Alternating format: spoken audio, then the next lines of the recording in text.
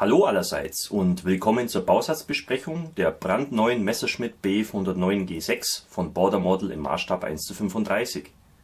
Der eine oder andere von euch wird sich jetzt denken, Mann, nicht schon wieder eine Bf 109 und dann ausgerechnet eine G6, aber im Maßstab 1:35 ist es tatsächlich ein Novum und irgendwo muss man ja anfangen.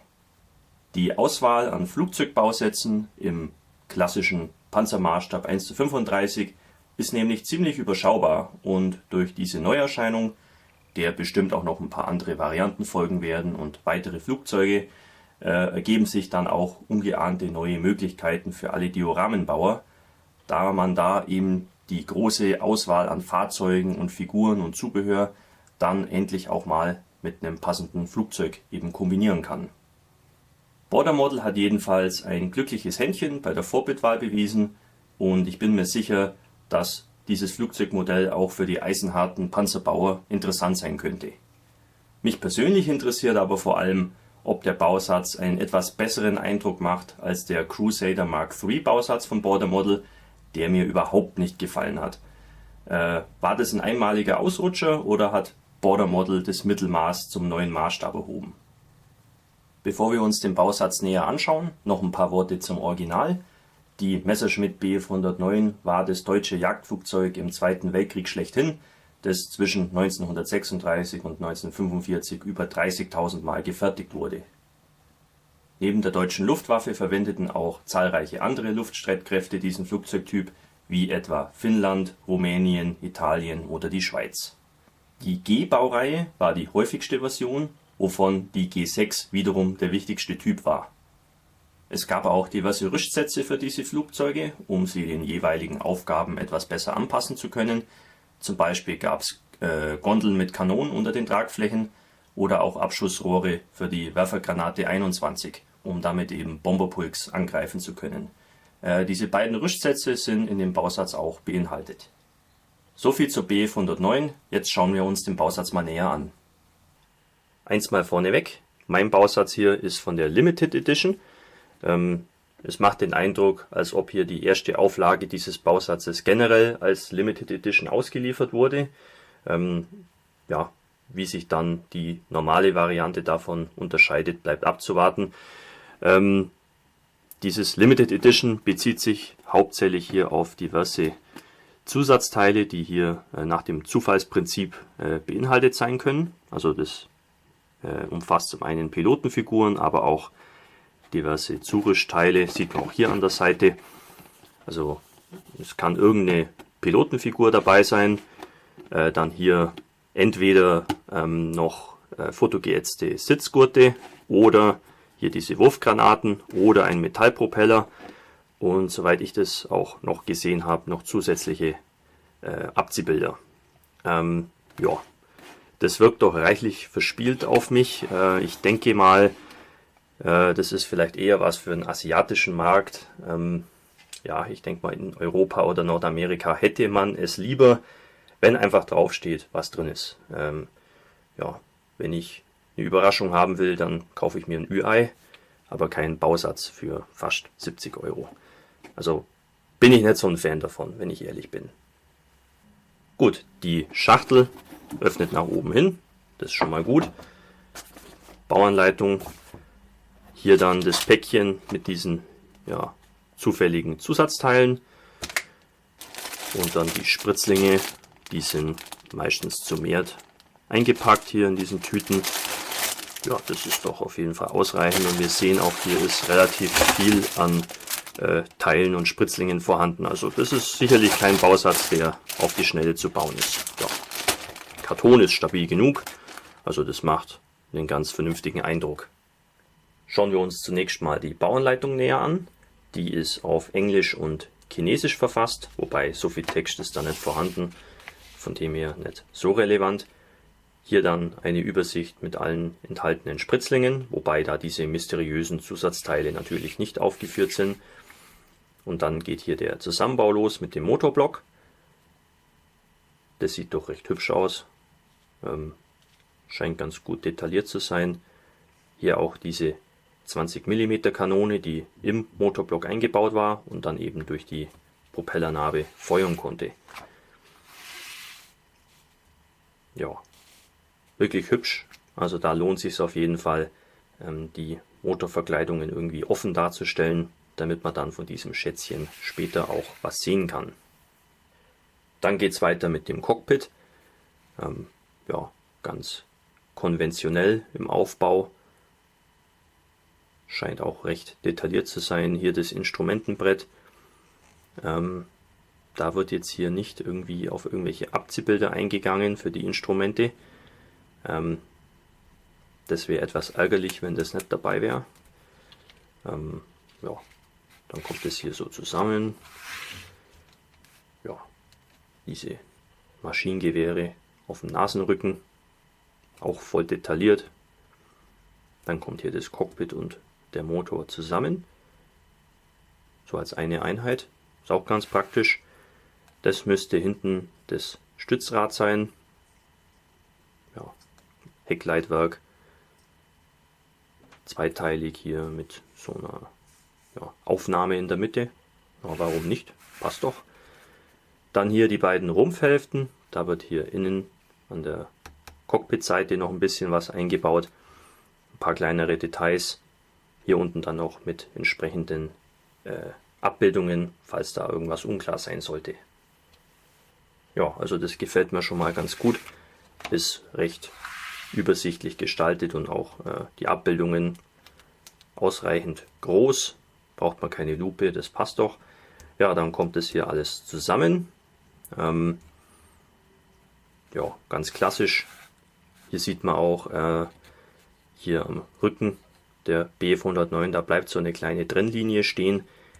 Die sollte da auch sein, also die braucht man nicht verspachteln. Das ist ganz praktisch.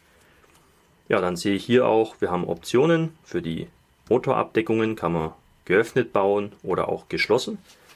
Das ist doch wunderbar. Gerade im Maßstab 1:35 haben wir ja jede Menge Zubehör für irgendwelche Werkstattszenen zum Beispiel. Also das lohnt sich da wirklich.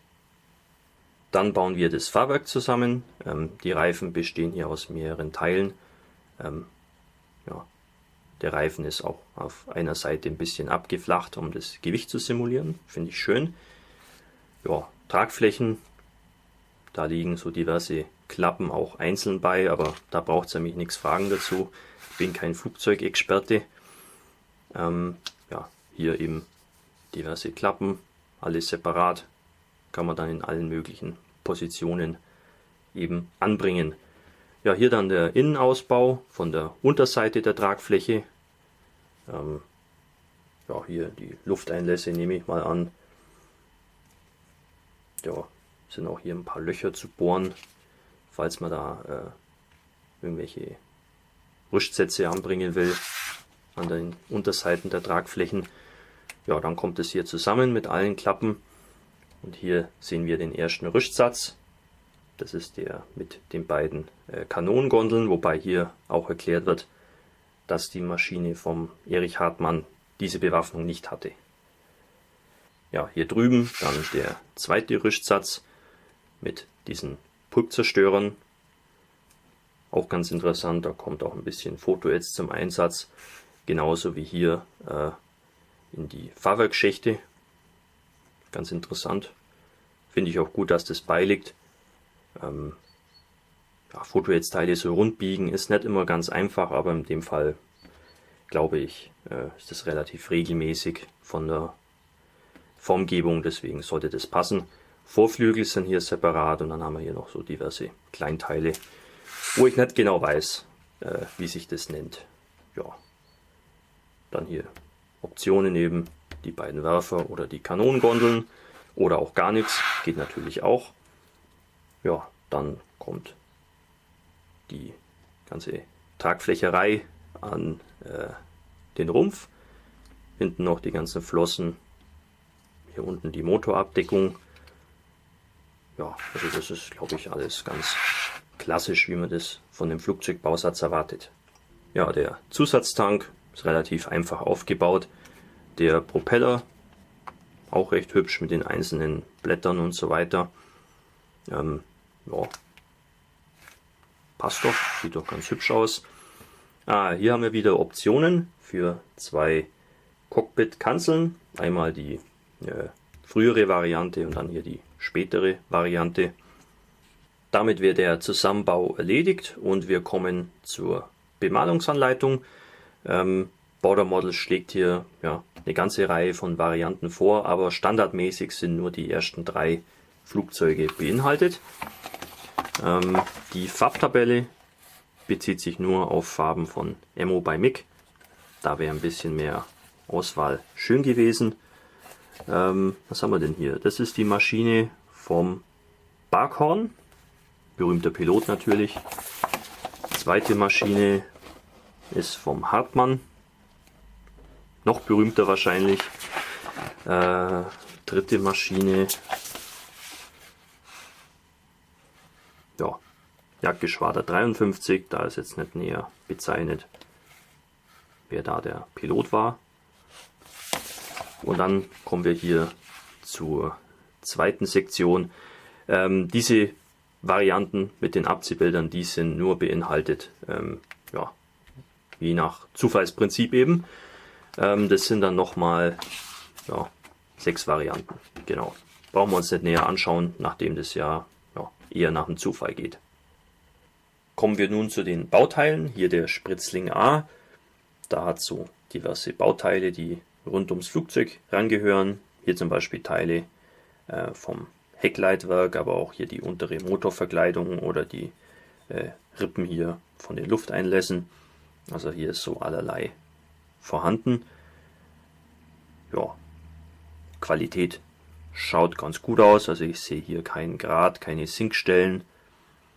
Interessant finde ich hier diese sehr auffälligen versenkten Nitreihen. Werden wir auch noch bei anderen Bauteilen sehen. Ich finde die sehr markant. Ich weiß auch nicht, ob das korrekt ist so, ob die vielleicht ein bisschen feiner sein sollten oder vielleicht auch etwas stärker. Da habe ich ehrlich gesagt keine Ahnung. Wirkt auf mich ein bisschen übertrieben, rein optisch, aber da kann ich mich auch irren. Ja, ansonsten macht es doch einen guten Eindruck.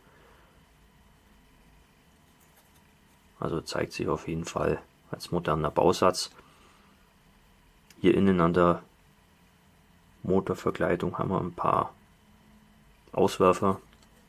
Ich glaube, diese Verkleidung kann man auch offen darstellen.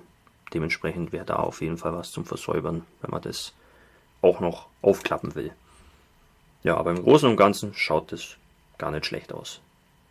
Es folgt der Spritzling B. Hier haben wir die beiden Rumpfhälften, ein paar so Klappen, Propellernarbe, Abwurftank und so weiter. Und da zeige ich euch auch gleich nochmal diese versenkten Nitreihen am Rumpf. Also sieht auf jeden Fall sehr hübsch aus und ist auch technisch sicherlich gar nicht so leicht herzustellen. Aber wie gesagt, ich finde es ein bisschen zu markant, aber da kann ich mich auch täuschen. Also die Profis unter den Flugzeugmodellbauern können da ja auch mal ihr Urteil abgeben und mir schreiben, wie sich's damit verhält. Aber ich finde das, wobei, ich sag mal, wenn man dann Wash drüber macht, dann sieht man auf jeden Fall diese Details sehr stark und das ist mit Sicherheit auch ganz spannend. Aber vielleicht wäre es besser gewesen, das ein bisschen dezenter zu machen. Aber wie gesagt, da kann ich mich auch irren. Vorflügel separat, Propellernarbe, sieht auch sehr hübsch aus. Ja, ansonsten irgendwelche groben Mängel kann ich hier nicht erkennen. Kein Grat zu sehen, keine Sinkstellen. Ja, okay. Auswerfer hier innen am Cockpit, das ist natürlich blöd. Ist auch blöd zum Versäubern hier an den Stellen. Schade, sehr schade. Ja, hier hinten stört es mich ja nicht, da ist auch ein Bereich, wo man einfach nicht hingucken kann, aber hier der Bereich ist halt sichtbar und da die Auswerfer reinmachen, ist halt wirklich dumm, muss man so sagen. Also da bin ich schon wieder ein bisschen enttäuscht. Hab manchmal so ein bisschen den Eindruck, hat man auch bei dem Crusader Bausatz gesehen, dass Border Model einfach so ein bisschen den bequemen Weg geht. Die denken sich, so 80% reicht uns auch. Warum 95% geben? Die Leute kaufen es ja sowieso. Ja, sehr, sehr unschön. Das muss wirklich nicht sein.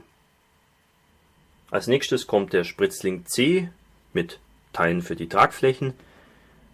Schön finde ich da schon mal, dass die untere Hälfte der Tragfläche hier als ein Teil kommt, mit der Rumpfsektion schon dran. Dadurch ist dann auch gewährleistet, dass hier dieser Winkel dann stimmt und üblicherweise führt das einfach zu einer besseren Passung. Also das finde ich schon mal ganz gut gelöst. Machen ja mittlerweile auch viele andere Hersteller. Ja, wieder diese Nietenreihen, die ja, sehr auffällig sind. Wie gesagt, ich hätte es mir vielleicht ein bisschen dezenter gewünscht, aber das ist jetzt nur so rein gefühlsmäßig. Und vielleicht ist es auch Geschmackssache. Der eine ja, steht da drauf, der andere denkt sich, ist ein bisschen zu heftig. Ja, Positionslichter schön abgesetzt, scharf detailliert.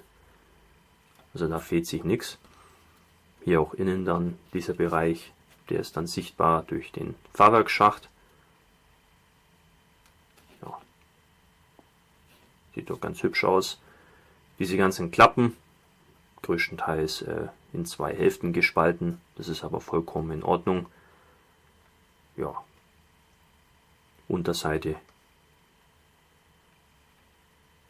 sehr schön, ja. Also an der Fertigungsqualität mangelt es auf jeden Fall nicht. Ist aber auch klar, ist ein brandneuer Bausatz. Neue Gussformen, alles neu entwickelt mit neuester Technologie. Also da erwarte ich auch, dass das wirklich ja, das Optimum eigentlich ist. Und es macht insgesamt schon ganz guten Eindruck. Also ja, ich als im Flugzeugbau unerfahrener schätze vor allem eben, dass hier eben die Tragflächen schon so geformt sind mit der Rumpfsektion. Das ist wirklich sehr hilfreich. Am Spritzling D finden wir sehr viele filigrane Teile, die in den Innenraum gehören, vor allem eben das Cockpit und den Motorraum. Ist ganz hübsch anzusehen. Hier zum Beispiel diese ganzen Leitungen, die kommen an den Motor ran. Ist sicherlich auch nicht ganz einfach hier das auszulösen und zu versäubern. Aber immerhin sind die Bauteile nicht sonderlich gratig. Das hier müsste der Einlass sein für den Turbolader. Interessantes Bauteil, schön gefertigt. Andere Hersteller haben da oft das aus zwei Hälften. Hier ist es einteilig, das finde ich ganz gut. Nachdem es doch ein ziemlich markantes Teil ist. Ja, filigrane Teile sind sehr schön gemacht. Das ist der Motorblock. Da kommt natürlich noch viel ran an Details. Cockpit, Wände und Boden. Oh, auch hier wird noch viel dran gebaut. Instrumentenbrett. Ja, an und für sich schön detailliert. Da ist dann noch abzuwarten, ob da eben die Abziehbilder dabei sind für die Instrumente, damit man das auch schön dekorieren kann, weil das von Hand ausmalen ist kein Spaß. Ja. Macht einen ganz guten Eindruck. Das hier sind die Teile, die kommen in die Cockpithaube rein. Das ist praktisch, glaube ich, eine Panzerplatte für den Rücken. Oh, da sind Auswerfer drauf. Das ist natürlich blöd. Sieht man ja wirklich super später. Aber die sind wenigstens nicht so tief. Also sollte man einigermaßen vernünftig entfernen können. Aber ja, ist nicht so clever gelöst. Es hätte bestimmt ein paar andere Stellen gegeben, wo man das platzieren hätte können, ohne dass es schiniert. Ja, also ist nicht so wirklich elegant gelöst, fürchte ich. Aber trotzdem, es macht einen ganz passablen Eindruck, vor allem diese filigranen Teile hier, die sind wirklich beeindruckend, wie fein die gefertigt sind. Also das macht doch einiges her.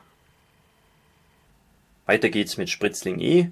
Hier haben wir nochmal diverse Fahrwerkskomponenten dran, aber auch Teile, die an den Motor gehören. Zum Beispiel hier diese 20 mm Kanone, die durch die Propellernarbe feuert, hier mit offener Mündung auch, sehr hübsch. Ja, auch hier so diverse feine, filigrane Teile. Auch jetzt mit nicht zu vielen Verbindungspunkten zum Spritzling, kann man also auch einigermaßen vernünftig versäubern. Hier dann diese Abdeckungen von den Fahrwerksbeinen.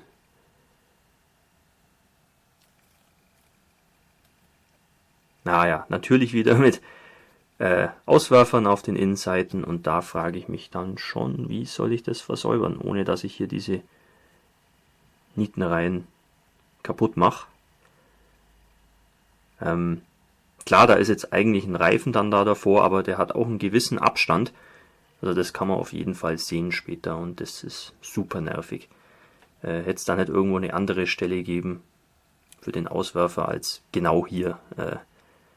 Das ist wirklich nicht schön. Also an den Auswerfern muss Border Model noch arbeiten. Also da habe ich schon andere Bausätze vorgestellt von doch etwas komplizierteren Fahrzeugen, wo die Auswerfer immer an Stellen waren, wo es nicht stört. Der Spritzling F liegt doppelt bei. Hier haben wir allerlei Teile, die rund um das Flugzeug Verwendung finden. Hier zum Beispiel die Bereifung für die beiden Hauptfahrwerksbeine. Da haben wir die Option, einmal einfach den normalen Reifen und dann einmal hier und ein bisschen abgeflacht, um das Gewicht zu simulieren. Finde ich gut, dass man da die Option hat. Dann hier eine Kanone, das müsste dann die von dem Rüstsatz sein, wo man dann unter die Tragflächen packen kann. Das sind die Abgasrohre, hier auch offen. Sehr hübsch.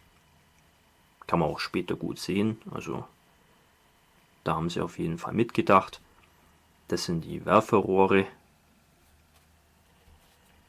Hier auch mit der Granate dabei. Die ist zwar ziemlich gratig. Ja, hier kann man sehen, aber das ist jetzt nicht so schwierig zum Versäubern, nachdem ja die Form relativ einfach ist. Ja, Propellerblätter scharf detailliert. Macht einen guten Eindruck, wobei da werden jetzt die Flugzeugmodellbauer wieder etwas mehr dazu wissen. Ich weiß halt, bei vielen Flugzeugbausätzen wird bemängelt von den Profis, dass dann die Form der Blätter falsch ist oder was auch immer. Zu groß, zu klein. Da kann ich euch jetzt nichts dazu sagen. Da fehlt mir dann doch das Detailwissen. Ja, und das hier sind die Felgen für die Reifen. Ja. Sieht doch ganz hübsch aus. Also das gefällt mir sehr gut. Da ist auch einiges an Know-how reingeflossen, um da eben die ganzen Mündungen offen darzustellen, die Rohre einteilig zu machen und so weiter. Also das ist schon sehr hübsch. Hier dann der Spritzling G, der liegt doppelt bei. Einmal eben transparent und einmal eben nicht transparent. So hat man dann die Option, so manche Baugruppen später noch sichtbar zu halten, zum Beispiel den Motor, weil wir hier eben die Abdeckungen durchsichtig haben, oder auch die Kanonengondeln, wenn man das will. Aber vom besonderen Interesse ist natürlich hier die Cockpit-Verglasung. Wie gesagt, wir haben da zwei Optionen, die späte Variante und frühe Variante. Ja, sieht auch ganz hübsch aus. Sehr schön gefertigt, also da ist jetzt nicht irgendwie was schlierig oder verzerrt. Das Ganze ist auch einigermaßen dünn ausgeführt.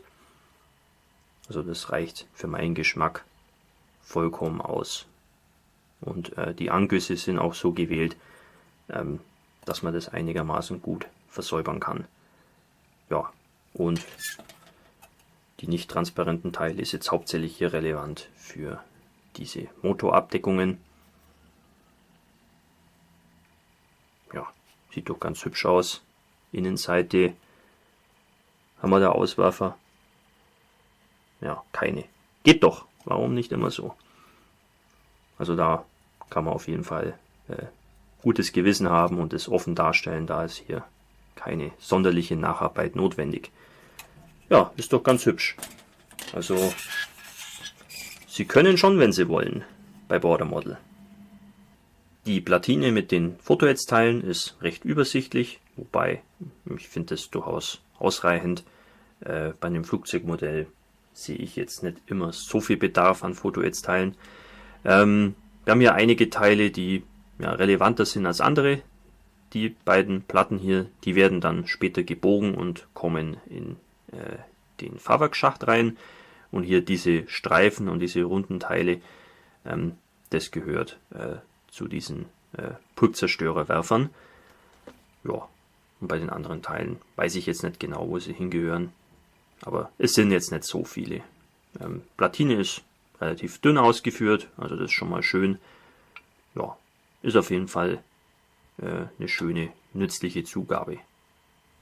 Hier dann der Abziehbilderbogen, der fällt für ein Flugzeugmodell relativ klein aus. Die Abziehbilder haben einen relativ kleinen Trägerfilm, wie man sehen kann. Das ist schon mal schön. Was allerdings nicht so schön ist, man kann es vielleicht auch erkennen, die Abziehbilder sind mit Versatz gedruckt. Also man sieht da schwarz und weiß, das schließt nicht bündig ab zusammen. Ist nur minimal, aber es ist halt so. Hier dann die deutsche Peinlichkeit ist entsprechend auch aufgeteilt, damit man das hier in Deutschland so verkaufen kann. Und wer will, kann das dann so zusammensetzen, um dann eben das entsprechende Symbol zu bekommen. Ja. Mir fallen jetzt hier noch zwei Sachen auf, die sehr störend sind. Zum einen haben wir hier keine Abziehbilder für die Instrumente im Cockpit. Das ist sehr ärgerlich. Was aber noch schlimmer ist, ich sehe hier keine Wartungshinweise.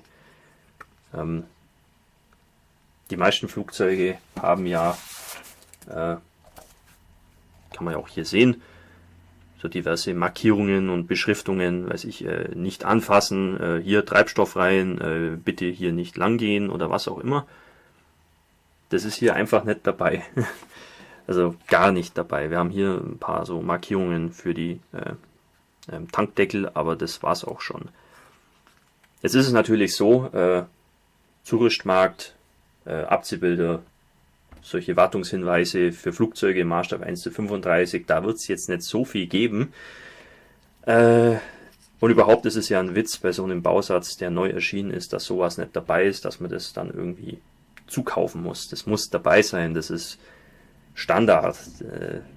Wie kann das passieren? Also das finde ich sehr ärgerlich und unterste Schublade. Also das schon, eigentlich ist es peinlich für Border Model, das ist wirklich peinlich. Also da sollten sie sich eigentlich hinstellen und sich entschuldigen und jedem Kunden, der da einen Bausatz gekauft hat, die Dinger nachschicken.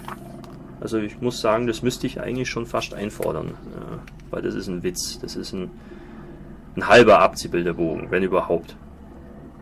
Jetzt schauen wir mal, was hier an zufälligen Zusatzteilen noch beiliegt. Vielleicht kann das mich wieder etwas milde stimmen.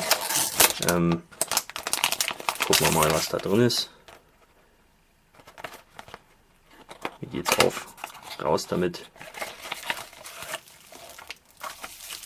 Aha. Also ich habe die metallenen Wurfgranaten und eine sitzende Pilotenfigur und nochmal Abziehbilder für irgendeine Variante. Ja, mehr ist es nicht. Hier die metallenen Wurfgranaten aus der Nähe. Nichts Spektakuläres an und für sich.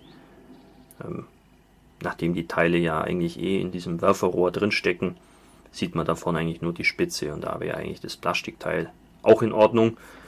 Und dann hier auch passend dazu für eine Variante mit diesem Werfer dann auch die Abziehbilder, wobei viel ist es ja nicht. Und wie gesagt, die Wartungshinweise und die Cockpit-Instrumente fehlen einfach. Sehr, sehr ärgerlich. Und dann noch die Pilotenfigur aus Resin. Das müsste der Kollege sein mit der Ausrüstung für große Höhen, also mit einem Druckanzug nehme ich mal an und eben dieser Sauerstoffmaske. Ja, ist einfach eine Riesenfigur. Ist auch prinzipiell schön gemacht.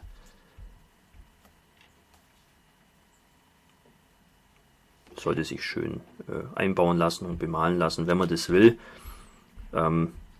Ich weiß jetzt noch nicht genau, was ich mit dem Bausatz machen werde am Ende. Kann auch sein, dass ich den Pilot gar nicht brauche, aber gut, den kann man ja auch mal in irgendein anderes Cockpit reinstopfen. Ich denke, mit der Ausrüstung wird sich vielleicht eine TA 152 zum Beispiel ganz gut eignen. Irgend so ein Höhenjäger halt. Leider macht dieser Bausatz auf mich wieder einen etwas unausgegorenen Eindruck. Nicht ganz so extrem, wie es bei dem Crusader Bausatz war, aber es gibt auch ein paar Mängel, die einen sehr, sehr bitteren Nachgeschmack bei mir hinterlassen, wo ich aus meiner Perspektive heraus zumindest nicht zufrieden bin. Ja, der größte Fauxpas sind die Abziehbilder, da fehlt die Hälfte und dann sind sie auch noch schlecht gedruckt, also das darf einfach nicht passieren. Dann gibt es auch einige Auswerfer an blöden Stellen, die man auf jeden Fall bei der Produktion irgendwie vermeiden könnte. Müsste man halt einfach mehr Entwicklungszeit reinstecken, um das zu vermeiden.